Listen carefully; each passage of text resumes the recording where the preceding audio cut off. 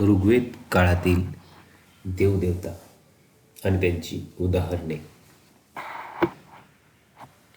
ऋग्वेद काळात लोक नैसर्गिक देवतांची पूजा करीत त्यांना मानवीय स्वरूप दिले गेले होते.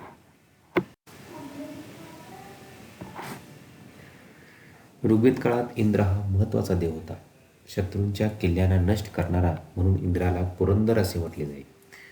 ऋग्वेद काळातील ऋग्वेदात 250 मंत्र हे इंद्राला समर्पित आहेत. ऋग्वेद काळातील दुसरा महत्त्वाचा देव म्हणजे अग्नी. अग्नी हा मनुष्य आणि ईश्वर यांच्यातील दुवा होता. अग्निदेवतेला 200 मंत्र ऋग्वेदात समर्पित केलेले आहेत.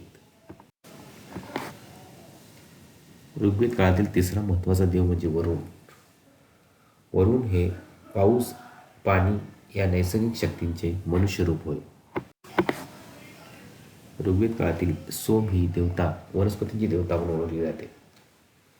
त्या काळात मध्यालाही सोम असे नाव होते. आदिती आणि उषा ह्या ऋग्वेद काळातील स्त्री देवता होत.